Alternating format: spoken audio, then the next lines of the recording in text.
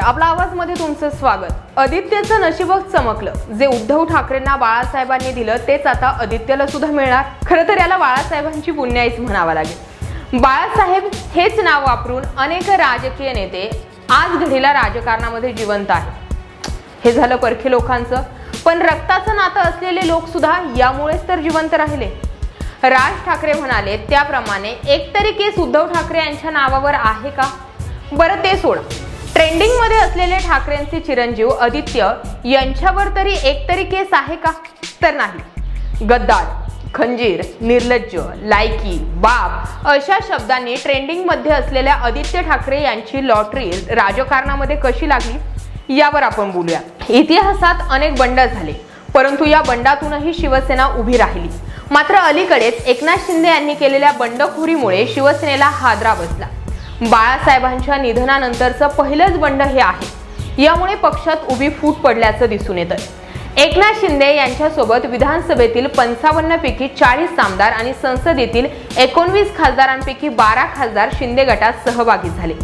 2019च्या निकालानंतर पक्षप्रमुख उद्धव ठाकरे यांनी भाजपाशी युती तोडून थेट काँग्रेस राष्ट्रवादीशी हातमिळवणी केली। राज्यात महाविकास आघाडी जन्माला आली। याच महाविकास आघाडी सरकारचे मुख्यमंत्री म्हणून उद्धव ठाकरे यांनी शपथ घेतली। परंतु शिवसेनेतील बंडखोरीमुळे उद्धव ठाकरे यांनी सत्तेतून त्यांना पायउतार व्हावं लागलं। उद्धव ठाकरे यांच्या रूपाने ठाकरे घराण्यातील पहिलीच व्यक्ती थेट घटनात्मक पदावर बसली, तर दुसरीकडे उद्धव यांचे चिरंजीव आदित्य ठाकरे यांनीही निवडणूक लढवत वरळी मतदारसंघातून विधानसभेत धडक दिली। त्यामुळे उद्धव आदित्य हे ठाकरे प्रशासकीय पातळीवर पहिल्यांदाच सक्रियपणे उतरले होते। मात्र शिवसेनेतील नेतृत्वावर नाराज होऊन एकनाथ शिंदे यांच्यासह अनेक आमदार खासदारांनी बंड पुकारले। शिवसेनेच्या या बंडाळीमुळे पक्षात ठाकरे यांच्या अस्तित्वावर प्रश्नचिन्ह निर्माण झाले आहे। खरी शिवसेना आमचीच आहे किंवा खरी शिवसेना आम्हीच आहोत असा दावा एकनाथ शिंदे आणि त्यांचे समर्थक करतात। याबाबतची कायदेशीर लढाई सुप्रीम कोर्टात सुरू आहे। धनुष्यबाण आम्हालाच मिळावा यासाठी दोन्ही बाजूने प्रयत्न केले जात आहेत। मात्र ठाकरे आणि शिंदे संघर्षात शिवसेनेला उभारी देण्यासाठी आदित्य ठाकरेंनी पुढाकार घेतलेला आहे। आदित्य ठाकरे यांनी बंडखोर आमदारांच्या मतदारसंघामध्ये जात ठिकठिकाणी निष्ठा यात्रा काढलेली आहे। आदित्यच्या दौऱ्याला प्रचंड प्रतिसाद मिळत असल्याचंही दिसून येत आहे। बंडखोर आमदारांवर आक्रमक भाषेत आदित्य ठाकरे निशाणा साधत आहे।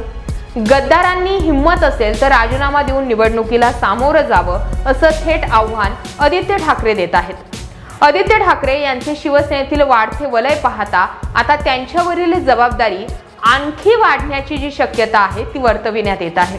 येत्या काळात शिवसेनेत मोठे फेरबदल झाल्याचं दिसून येणार आहे।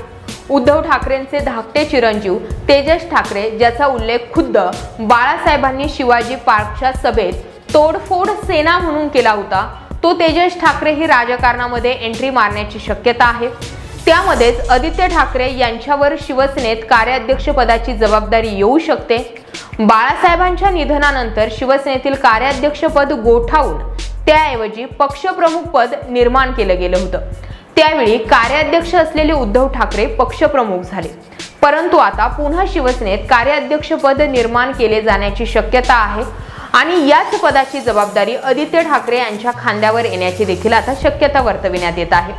अस्तित्वात नसलेलं पद बाळासाहेब ठाकरेंनी त्यावेळी उद्धव ठाकरे यांच्यासाठी निर्माण केलं होतं आणि आता तेच पद आदित्य ठाकरेंना मिळणार आहे।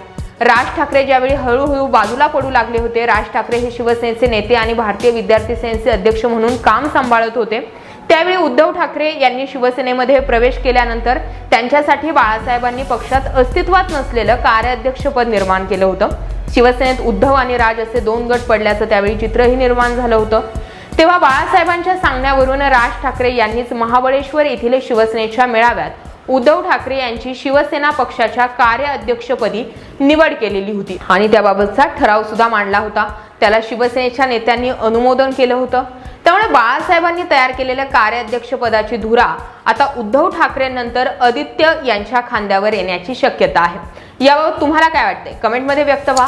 हा व्हिडिओ जर तुम्ही आपला आवाज या YouTube चॅनलवर पाहत असाल तर आपल्या YouTube चॅनलला सबस्क्राइब करा आणि हा व्हिडिओ जर तुम्ही आपला आवाज या Facebook पेजला पाहत असाल तर आपल्या Facebook पेजला जरूर फॉलो करा। धन्यवाद।